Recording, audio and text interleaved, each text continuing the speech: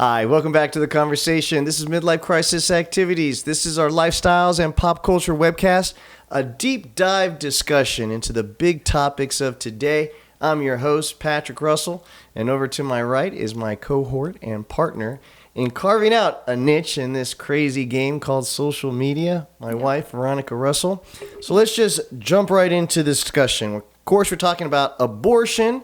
We're talking about the Supreme Court is on the cusp of overturning the monumental decision that was given down in 1973 that essentially protected a woman's right to choose in regards to an abortion, and apparently that's going to be overturned.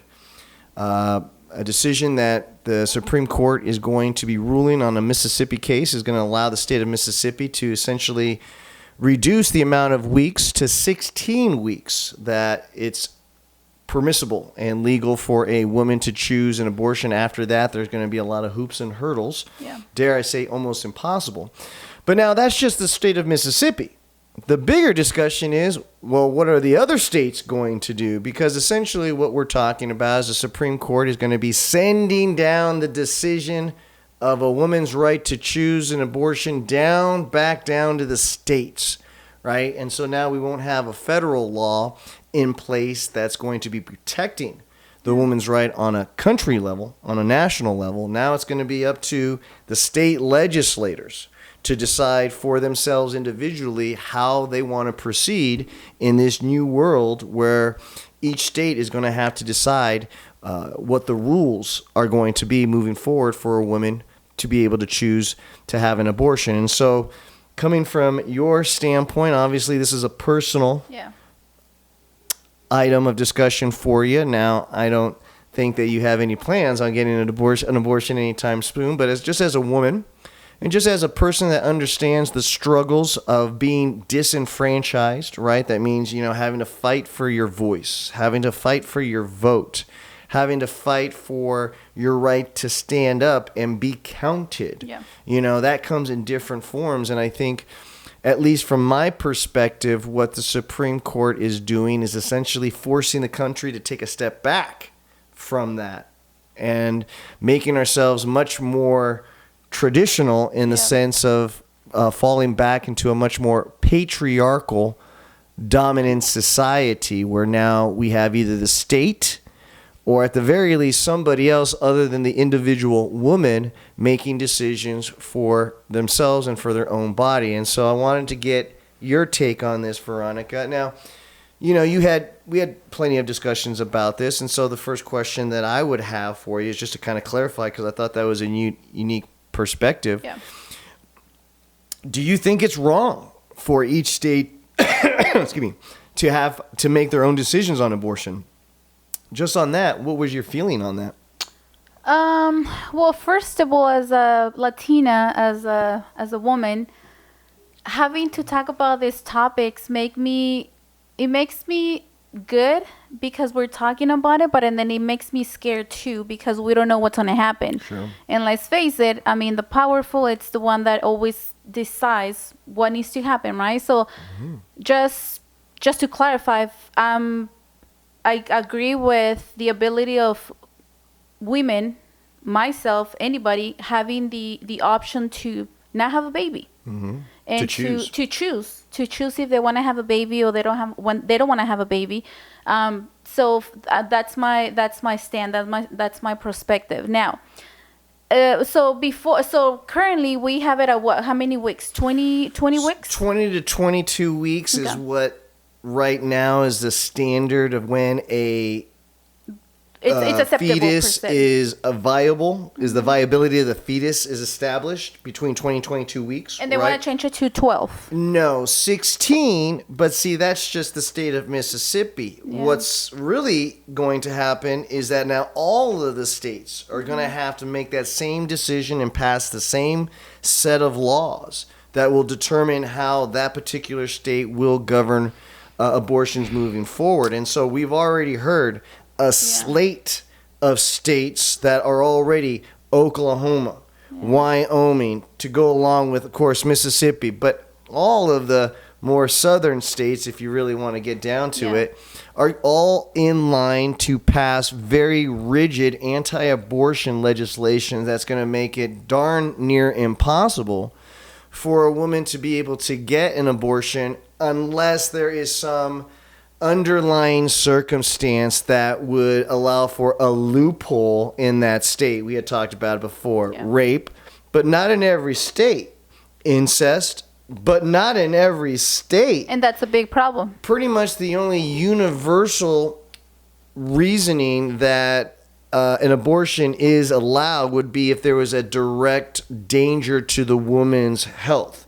I think in all cases still that would allow for a legal abortion to take place, but now we'll have to consider that as we move forward.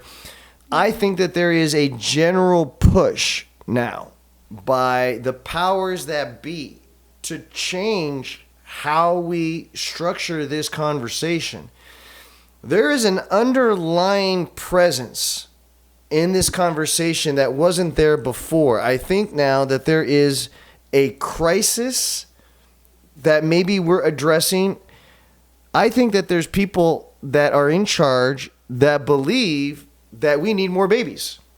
I think that this is now evolving from just a social question to now a question of real survival. But aren't we overpopulated? I mean, Are we though? I mean, based on my 20 minutes of searching online, Right. it seems like we overpopulated. So I don't think per se is that, which I might be wrong. What I think is happening, and we talk about it, is the ability to control.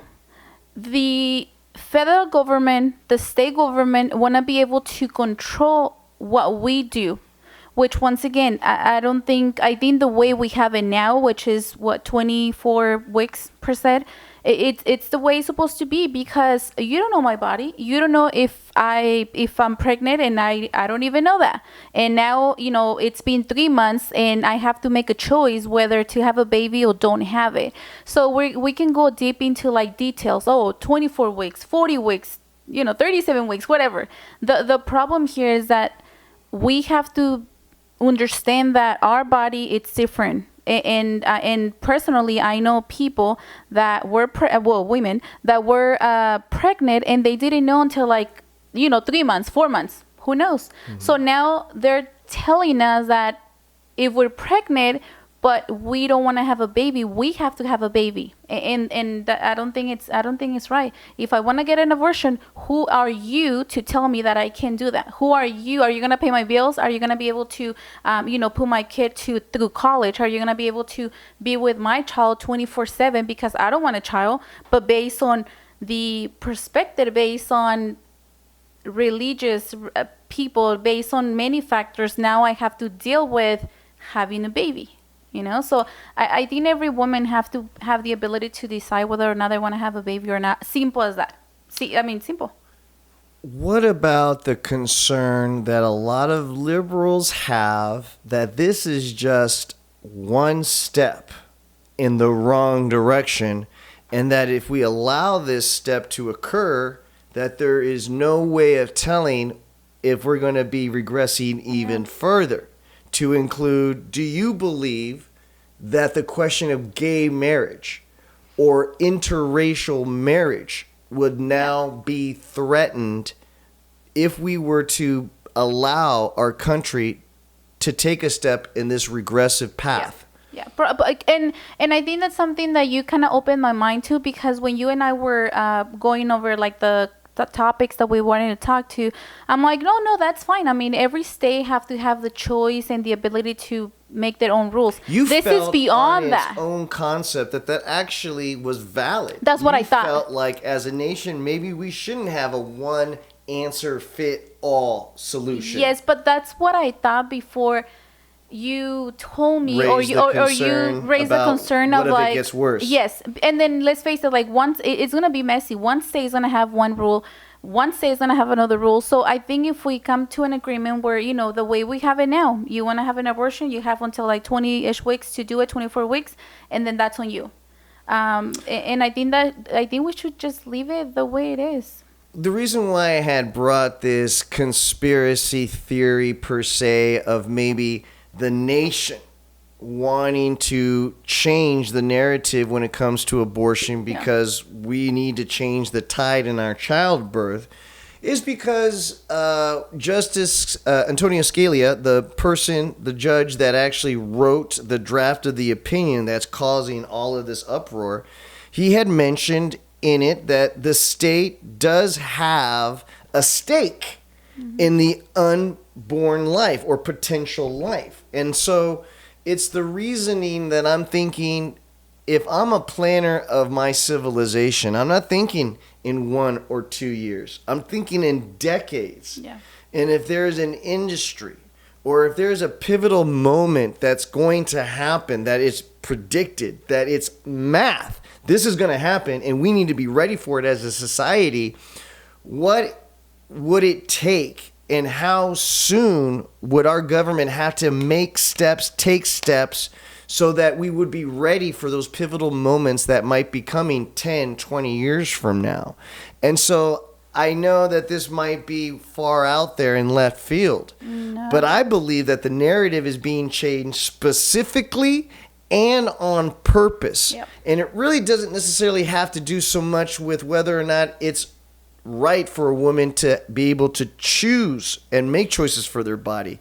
I think it's now been elevated to now an existential need that somebody up top in a higher pay grade is looking down at us from a macro level and saying, no, we're going to need more babies and we need to stop this conversation of abortions because we need to now change it to making it harder for people to get to abortion because we're going to need those babies down the line. We're going to need those babies later on. And I know that that's a far out concept.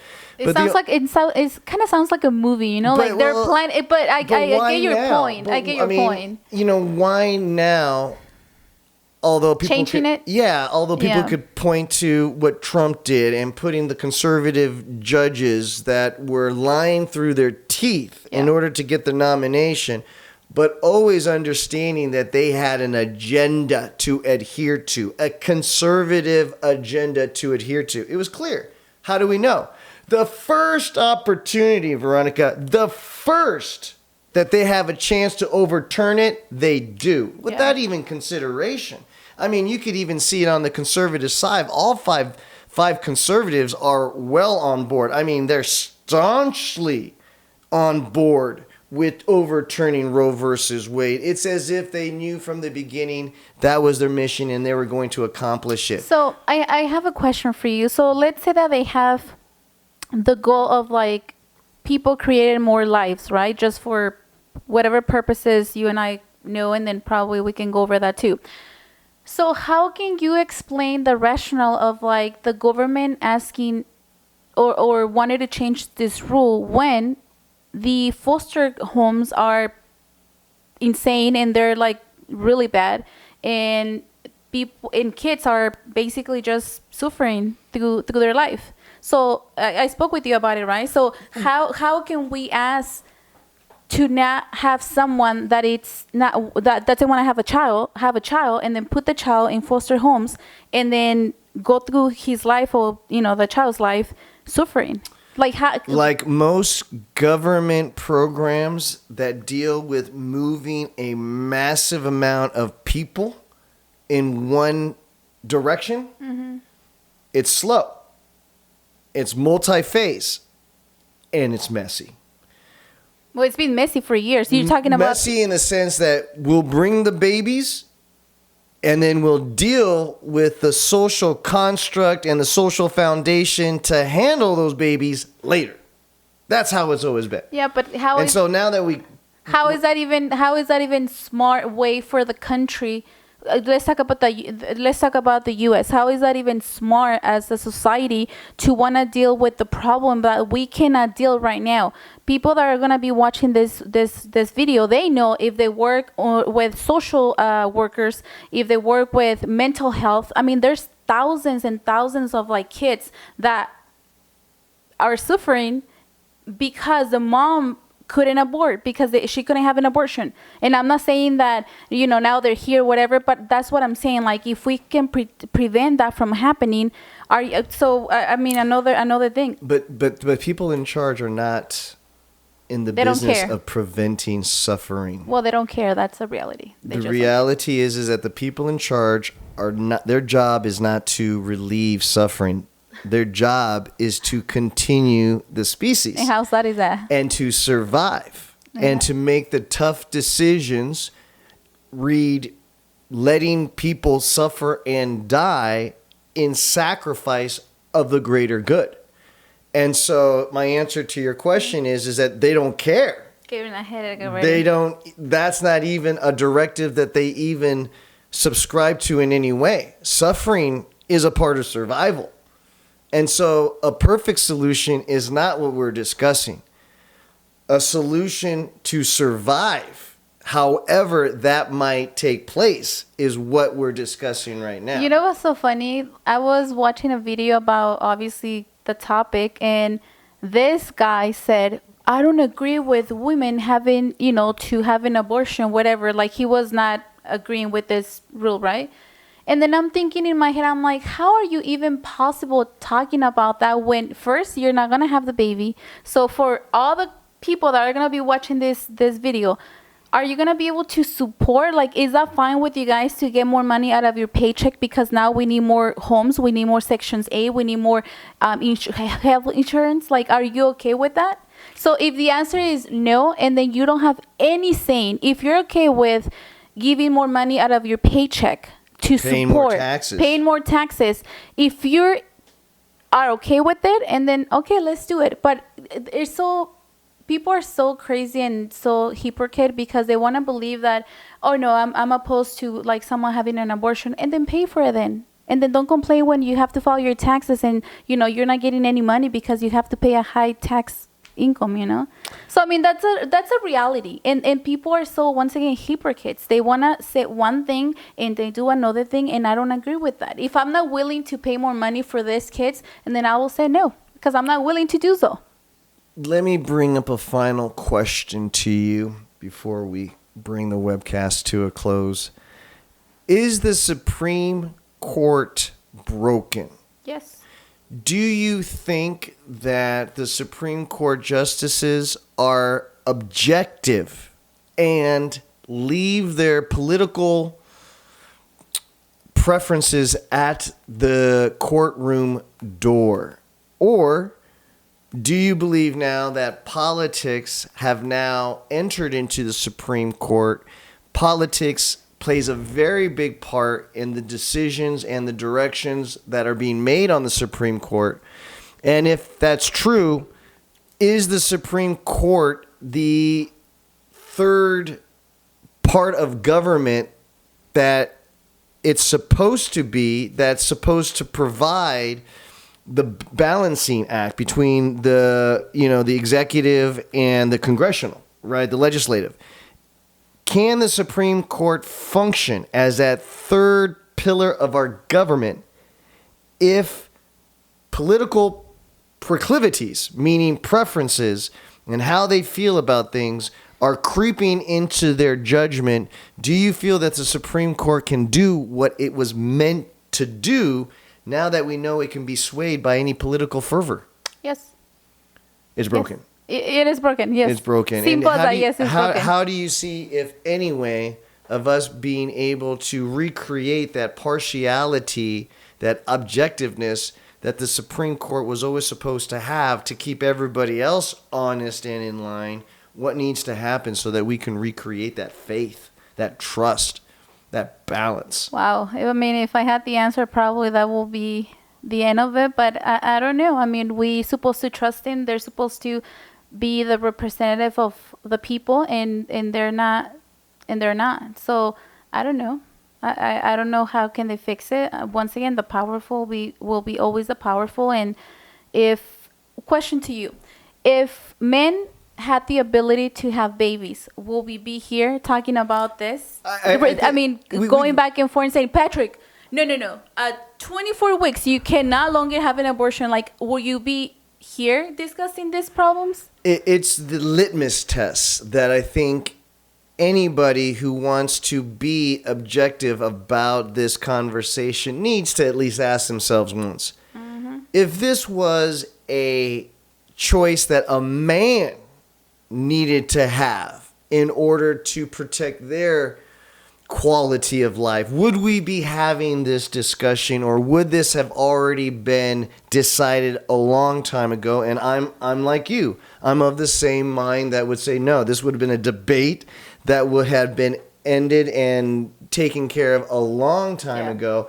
And it would have provided the maximum amount of choice and protection to that right to the man as we could possibly engineer. We know that, right?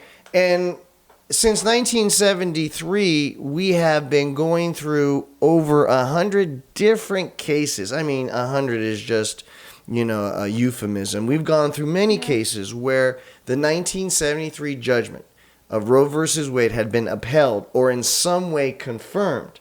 So that all of a sudden now, I shouldn't say all of a sudden, but with this now turnabout, the gall, the conceit of these justices to think that they are somehow smarter than everybody else for the last 50 years, that they somehow get it clear than everybody else, is such an insult to all of us and to everybody in the judicial field that had come up beforehand, that I'm not quite sure how that hasn't created an uproar within the judicial community of who the fuck are these guys to think that... who are they? Well, who are they to think that everybody before them got it egregiously wrong, right? And because that's exactly what they're contending, is that everybody in front of them and before them got it wrong.